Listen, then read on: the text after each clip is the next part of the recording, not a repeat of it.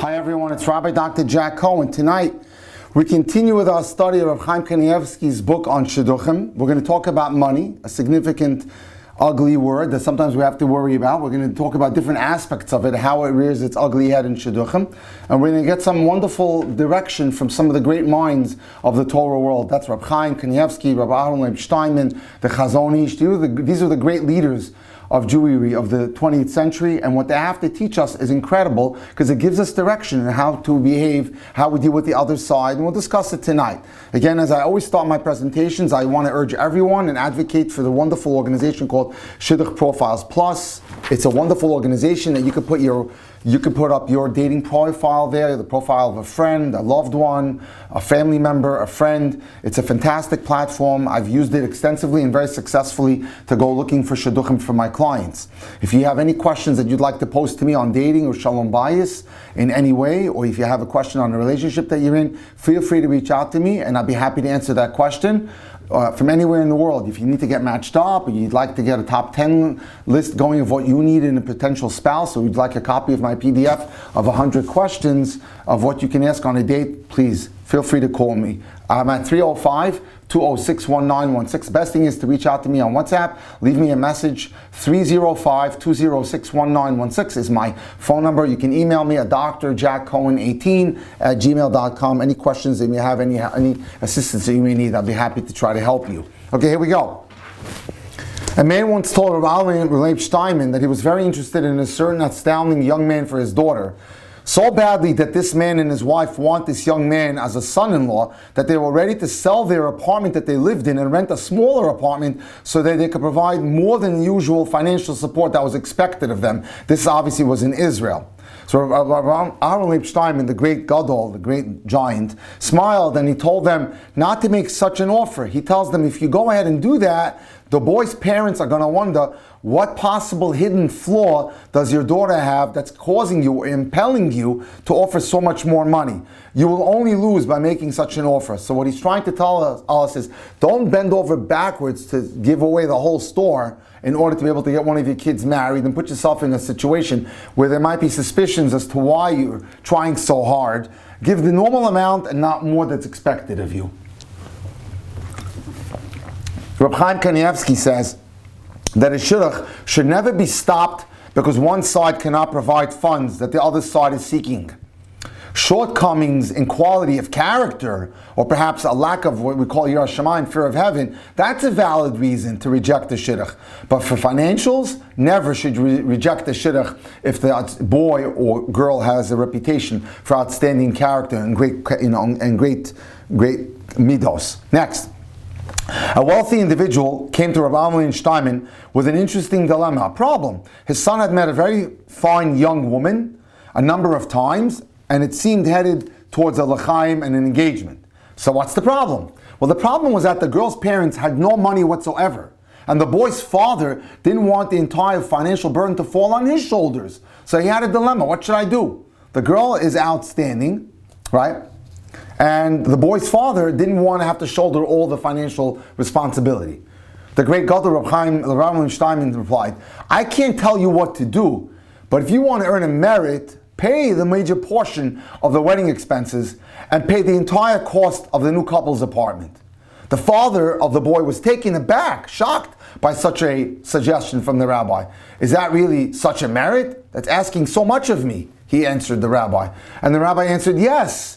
And if you want a bigger merit, you should offer your future mechutin or the girl's parents to pay for the clothing that their family will need for the wedding. That means hats and suits for the men, dresses for the kalah's mother and sisters, because you could afford it. Of course, it's not your obligation, but your mechutin is penniless. He doesn't have a penny.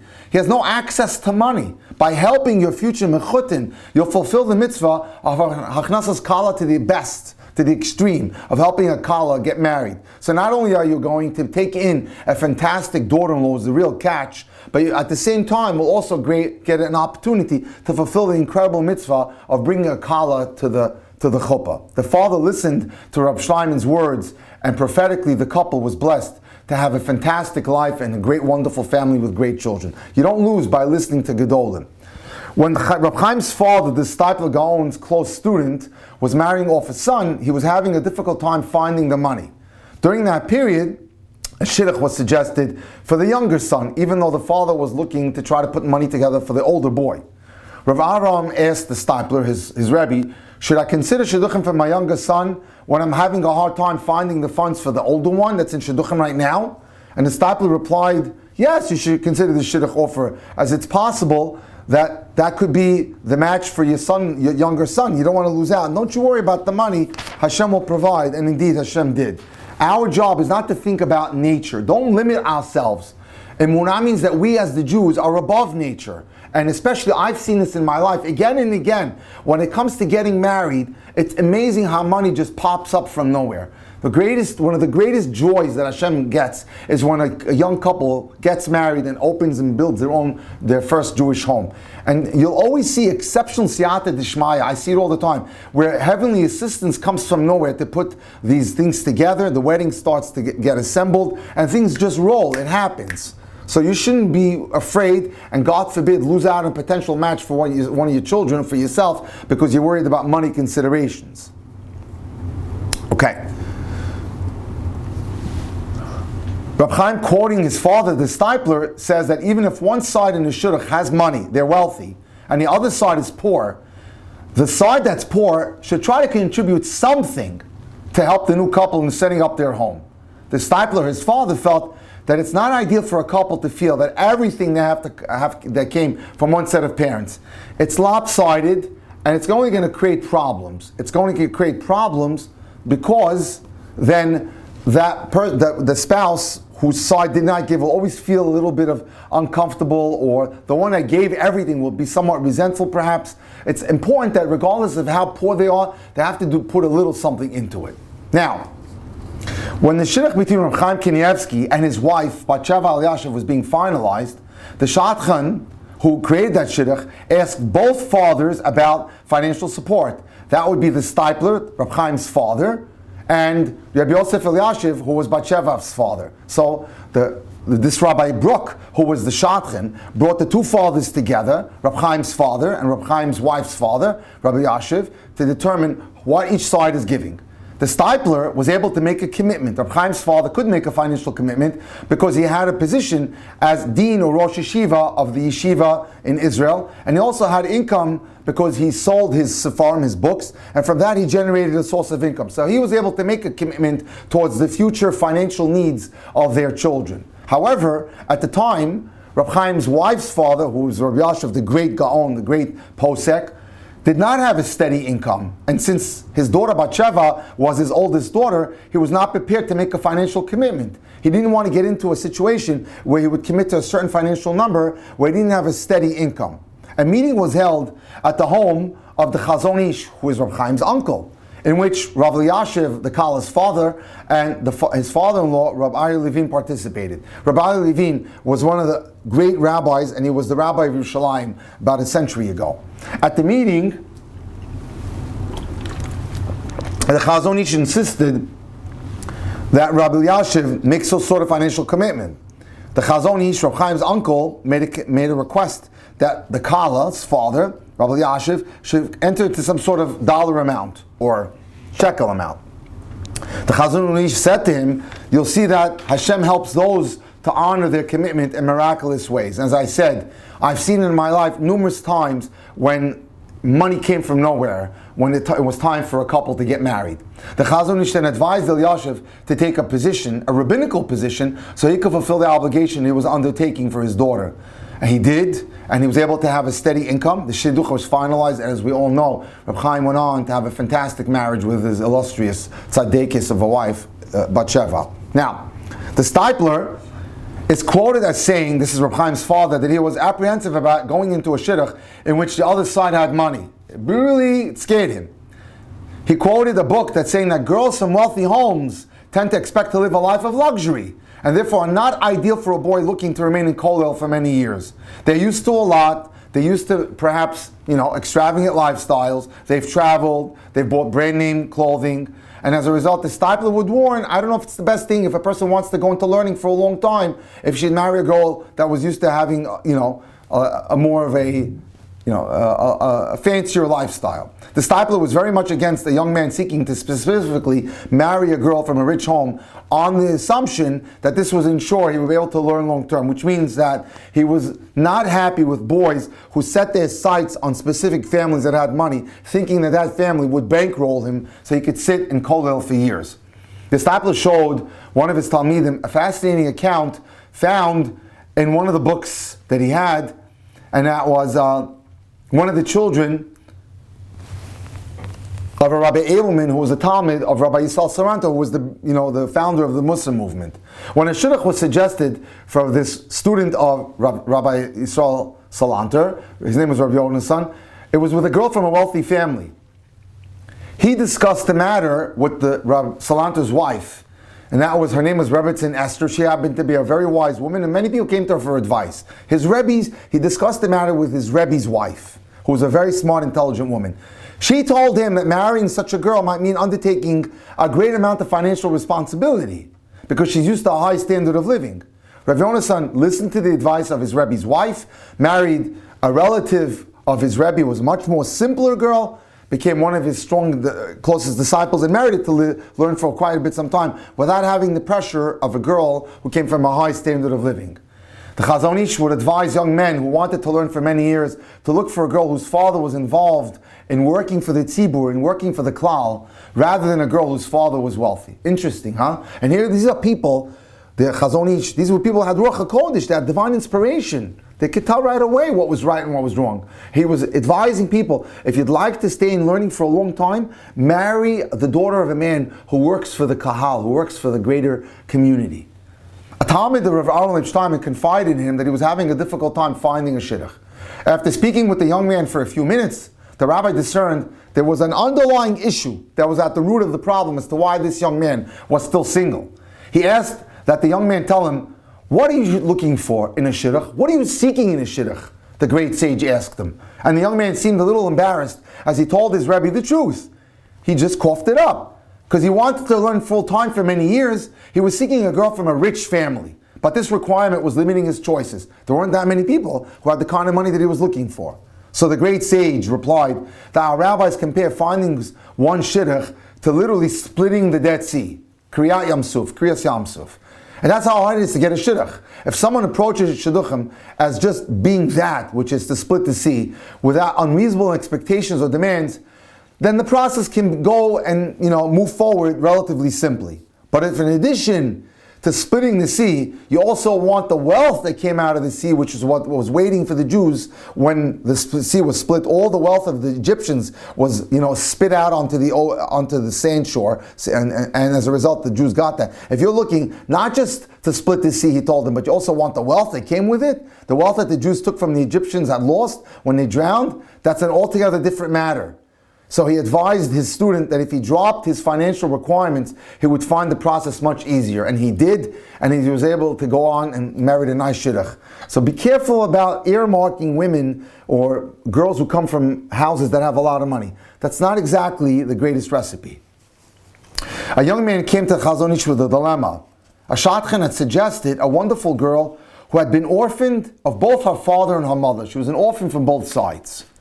The young man wondered, how could he possibly realize his dream of long-term learning in Torah when there's no financial support in this shidduch whatsoever? The girl is an orphan, a yatomah, who doesn't know how to have a father, nor does she possess a mother. The Chazon Ish replied that when you truly desire to devote years to learning Torah, Hashem will help you to eventually realize that without having to worry about getting financial assistance from anybody. But the opposite is also true, the Chazon Ish warned. If your desire to devote years to the Torah is only half-hearted, it's not lishma, it's not doing it with an intent because you love Torah, just simply because you want an easy ride, then even if there are in-laws who can give you money, beware, you're not going to always get the money, or it's going to be hard.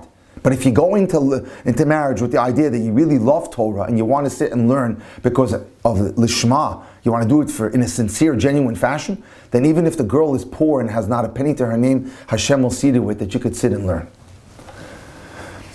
Here we go. Rabbi Elazar Menachem Shach, one of the great leaders of the last 100 years, would tell his Talmidim that not having a substantial dowry contributed to his escape from Europe during Second World War. That means that his father-in-law couldn't afford to give him much.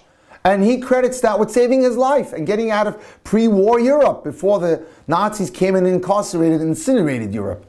Rav Shach married his wife in 1923. At that time, his father-in-law was not able to provide the young couple with any significant dowry. Rav Shach was compelled to serve as a teacher in a school, in a number of yeshivas, so that he could provide for his family. After the outbreak of Second World War, he consulted with Rav Chaim Ozer, who was the Gadol Hador, the great sage of Europe, who advised him to go leave the country, escape overseas with his family. And he was successful in getting to Israel. And he says to his students, Rav Shach says, do you know why I was able to get to Israel when I did, while several of my friends and my colleagues in yeshivas remained trapped in Europe and then ultimately met their death in the concentration camps? Do you know what saved me? Some of them, my friends, had substantial dowries, which they invested in real estate. They wanted to liquidate their real estate assets before leaving Europe when the war had already started. But this was no simple matter, as the price of real estate had plummeted and plummeted. So they hung around, trying to get the best deal. By the time they were ready to leave Europe, it was too late. They were stuck. They were taken in as captives by the Nazis, and we know the rest is history. They ended up in the concentration camps and killed. Rav Shach says, but myself, on the other hand, wasn't faced with such a challenge. I had no real estate to sell. For me, picking up and leaving was not difficult at all. And therefore, the fact that I didn't have a dowry and didn't get a substantial amount of money from my father-in-law was a blessing in disguise. Money is not always a blessing. To many people who don't know how to handle or understand how to handle money, money can be a bad curse. So we have to be careful about that. The Chafetz Chaim suggested a shidduch for one of his students, and it was arranged for the young man to meet the girl and her parents at her home. When he returned from the initial date, or the meeting at the Chafetz Chaim asked him, "No, how'd it go with the girl?" The Talmud or the student responded, "Oh, Rebbe, such poverty. I never saw such poverty." And the Chafetz Chaim responded, "And what other great qualities did you see?" The Chafetz Chaim saw poverty as a great quality, as a virtue. His student, Rav Walkin, related that this was the Chafetz Chaim's standard response when someone would mention a shidduch with a girl whose family was poverty-stricken. The Chafetz Chaim truly considered it an advantage if a girl was from a poor home. Contrary to the attitude that we have today, that we think a girl with money is the girl to be chasing. The Chafetz Chaim's renowned Talmud, Rabbi Chanan Wasserman, was a great sage, would say that the Chafetz Chaim, as Rebbe, would often raise his hands towards heaven and thank Hashem that poverty was his lot. One Erev Yom Kippur, the Chafetz Chaim blessed his son-in-law, Reb Mendel Zaks, that he should never become rich. When someone who was present expressed such shock at such a blessing, the Chafetz Chaim said, "May God fulfill your desires. I bless others with all I want for myself. I don't want money. And I bless others with the same blessing. And my son-in-law should have the same as I," which is not to worry about money. The Chafetz Chaim's Talmud, Rabbi Zaretsky, said to the Chafetz Chaim, the only reality in the world was Torah. This transient world, which is here today and gone tomorrow, was nothing more than a mirage to the Chafetz Chaim. He cared about money and luxury. In Radin, where he lived, there was a poor milkman who had 3 daughters who were not the most, good-looking girls. They were older and none were married. One day, the milkman poured out his troubles to the Chafetz Chaim. He expressed the fear that, he tells the Rebbe, that my daughters will remain single forever. The Chafetz Chaim summoned one of his students and suggested one of these young women as a possible shidduch. The Chafetz Chaim told the student, it's common for people to eagerly enter into a shidduch when the family is wealthy and has money. Well, in our town, there's a milkman who's in heaven considered very wealthy. In Shemayim, they look hold of him very high. You see, in heaven, Yisurim, which is afflictions and suffering, is very much valued. And this milkman is wealthy with afflictions. I would like to suggest a daughter of this wealthy Jew to you. To the Chafetz Chaim, wealth meant afflictions, which means that if they hit you with afflictions in this world and you were able to deal with it, that means you were a tzaddik. The Chafetz Chaim wasn't being naive. He understood the world well, and he knew that in reality, such a shidduch was valued. In the Chafetz Chaim's yeshiva, there was a 25-year-old bacher, a young man, who didn't seem in any hurry to get married. When the Chafetz Chaim asked him about this, he replied as, I'm holding out for a girl whose father will promise me to have 5 years of full financial support, which was quite rare in the 1920s and 30s. The Chafetz Chaim asked his student, how long do you expect to live? To which the young man replied with the verse from Tehillim, Yemei Shenotenu, David HaMelech says, what is our life? Shebeim Shana, 70 years, and if you're a little more healthy, 80 years. So he answered his Rebbe, perhaps I'll live 70 to 80 years. So the Chaim said, so if you get your wish, you'll have support until you turn 30. Who's going to support you from the time you're 30 until you're 80? And the young man replied, well, I believe in God. I'm a believing Jew. The Rabbanu Shalom will take care of me. The Master of the world will take care of me. So the Chavetz Chaim responded to his beloved student, listen to what you just said. Did you hear what you said? You're willing to rely on God from 30 to 80, from age 30 to age 80, but you're not willing to rely on Him from age 25 to 30? So he quickly wised up and he changed his mind. The rabbis tell us in the Gemara that one who needs to accept tzedakah and is considered as if he spilled blood. So the rabbis tell us that an example of this is someone who has several daughters to marry off and lacks the money to do so and refuses to take charity for that purpose. The Shulchan Aruch, which is the code of Jewish law, states that a Gabbai tzedakah should use the funds at his disposal to give a dowry to girls who need to get married. Now, and the rabbis tell us that the most ideal tzedakah is to donate towards marrying off a boy or a girl who are poverty-stricken. Our teacher, the Vilna Gaon, would himself use time that would otherwise have been for Torah study, so he could personally involve himself with the great mitzvah of collecting money for young brides and grooms. However, this is only regarding actual necessities. When they seek to own an apartment or other items more than is necessary or the custom, that's not the category of tzedakah. Throughout his adult life, the former chief rabbi of Belgium, Rabbi Chaim Kreisworth, was involved with tzedakah and chesed. He always made his job to collect. From middle age until the end of his life, he was especially active in raising funds for hachnasas kala of orphans, of getting orphan girls married. This practice began after he was diagnosed with a life-threatening illness. He visited the Stipler to receive his blessings and advice. The Stipler advised him to undertake to marry off needy brides. The Stipler explained his reasoning. It tells us in the Mishnah, these are the mitzvahs whose fruits a person enjoys in this world, but whose principle remains intact for him in the world to come. That means the dividends you're given in this world, but the principle is safe to you in the next world. That is visiting the sick, providing for a bride, accompanying the dead. All these are great mitzvahs. Your principle is never touched, and your dividends are feeding you and accruing and usable for you in this world.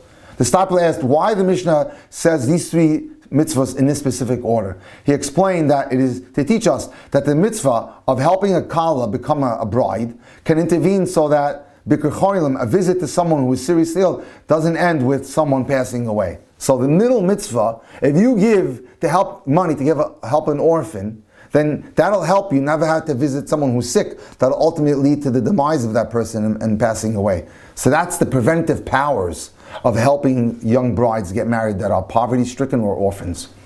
What about extravagant weddings?